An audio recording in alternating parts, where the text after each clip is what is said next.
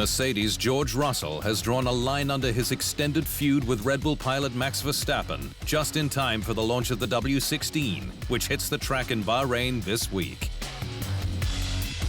The rift began in Qatar last year following an altercation in the stewards' room after qualifying, where it was established Verstappen had impeded Russell, handing pole position to his rival. The pair then exchanged a war of words in the press, but Russell says while they've still not spoken, he's reset for 2025. No concerns about him or his driving or anything. That happened last year, and I want to focus on myself. Obviously, things I felt got out of line at the end of last year, and made it pretty clear that I'm not gonna take it. But now, it's 2025. And I'm focused on the job, and the job is to win. So, I'm not going to change my approach. Fighting him, fighting any other drivers, the goal is the same. And I guess we'll see when we get to Melbourne.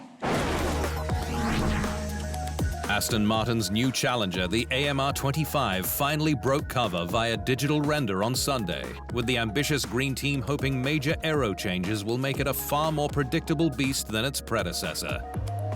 Aston Martin is desperate to recover from its disastrously uncompetitive 2024, with a fervent desire to get back on the podium. New Red Bull Racing driver Liam Lawson says that he's looking forward to getting to grips with teammate Max Verstappen, with the Kiwi stating there is no better challenge in F1. Lawson joined Red Bull's top team following just 11 starts in the sport, with his 2 stints both in the second halves of F1's 23 and 24 seasons as a replacement at AlphaTauri turned VCARB for Daniel Ricciardo. But while he's set to start his first full season as a proper rookie, having never raced in F1 at 13 of the first 14 events, Lawson says he's just going to align everything that he's doing with Verstappen. There's nobody better to learn to improve off, so that's exciting, but obviously at the same time, having somebody so quick and competitive is going to come with its challenges, so for me it's just about making the most of that. 1992 world champion Nigel Mansell has backed his countryman Lewis Hamilton to win a record 8th crown in his debut season with Ferrari.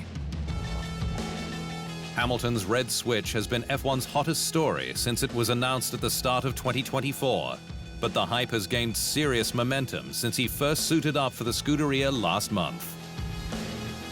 And Mansell, a British icon who also drove for Ferrari in 1989 and 1990, says Hamilton can make the magic happen. I think Lewis will clip it. I hope so.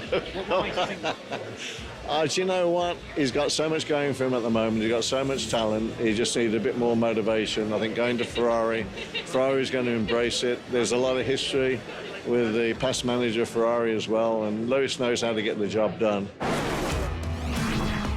New Williams recruit Carlos Sainz says he wants to get his DNA into the squad's 2025 and 2026 cars as soon as possible. The Spaniard joined the British team at a post-2024 season filming day in Abu Dhabi in a bid to quickly get up to speed, but says he's not far away from putting his experience to good use.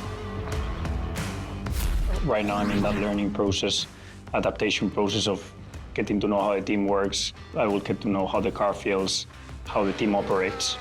But very quickly I want that to become, instead of a learning curve, make sure that I'm start having an influence and guiding the team in the right direction.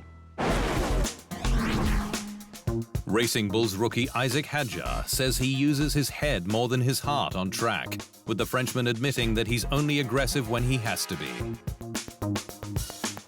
The 20-year-old was F2 runner-up last year to Sauber F1 rookie Gabriel Bortoleto, despite 4 wins to the Brazilians' 2. But while Hadjar says he wants to get the most from his debut season, the French ace says he will be going about it with intelligence. So I would say I'm really using my head when driving, aggressive when I have to be, but only when I have to be. So yeah, just thinking a lot while driving, I would say. F1 driver turned IndyCar racer Romain Grosjean has thrown his support behind McLaren's Oscar Piastri ahead of F1 2025's season opener, with the Frenchman stating he's a future world champion. Grosjean retired from F1 in 2020 following his fiery crash at the Bahrain Grand Prix and switched to IndyCar from 2021, where he is now reserve driver for series newcomer Prema. But during a short trip to Melbourne ahead of the Australian Grand Prix, Grosjean said he's expecting the two Aussie pilots competing in F1 this year will have vastly different experiences. Oscar, one race winner, and definitely a top team, and then Jack making his way to Formula One for the first time with Alpine. So that's actually where I started. So I wish him to have as many podiums or even more podiums that I managed to get with that team, and wishing all the best. But for sure, with Oscar Piastri, you guys have a good chance to have a world champion in the near future. Red Bull team boss Christian Horner has opened up on unusual changes to this year's Monaco Grand Prix, where additional mandatory stops have been planned to improve the racing. Monaco's layout has largely remained unchanged since 1929, despite the cars having outgrown the track, meaning qualifying plays a huge part in a driver's race results. But Horner says the Monte Carlo circuit can't be changed, so alternatives have had to be found to improve Sunday's spectacle. Particularly with these cars as big as they are now, the race is very much dictated by the Saturday. So, and what we saw last year was, if you get a red flag early on and everybody just puts another tyre on, then it's very static. So stating that you have to use potentially all three compounds brings in another element. So it becomes a two-stop race, and should it rain as well, there would also be a mandatory two-stop. So it's unique to that race, and it's really due to the nature of the circuit. Haas full-time rookie Oliver Bearman has revealed he failed to secure his UK driver's license on the first attempt as he failed to obey a stop sign. The 19-year-old, who has been driving on UK roads since 2022, admitted his lack of preparation caught him out on his first attempt, having slowed but not come to a complete stop. Typical me, or typical probably racing driver, I thought I could pass my test without any lessons, so that's probably where I went wrong. Albert Park's off-track areas have been reset ahead of the 2025 season opener, with 4 distinct zones and boosted amenities to ensure that the expected record crowds enjoy every moment. Australia recorded its biggest ever crowd last year, with 452,055 people attending. And the race's organisers wanted to up their game for 2025 to provide a more comfortable event for larger crowds. Yeah, I think for a number of years now we've seen what your sense is the traditional fan base for an F1 race changed quite a bit, particularly becoming younger and more female, with 43% of our attendees last year were female, a lot of first-time attendees, and so with that comes an enormous opportunity to continue to provide experiences for them where there's something over the 4 days for everyone.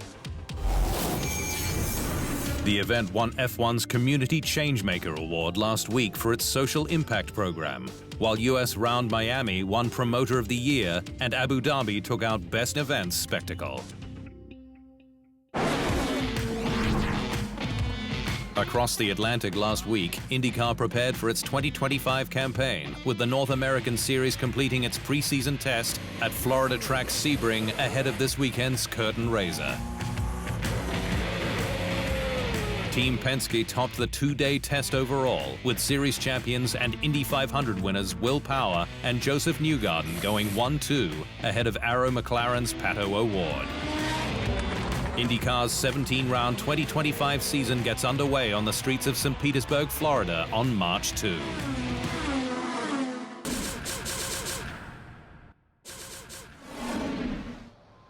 Thanks for watching. To stay up to speed on all things Formula One, make sure you hit the subscribe button.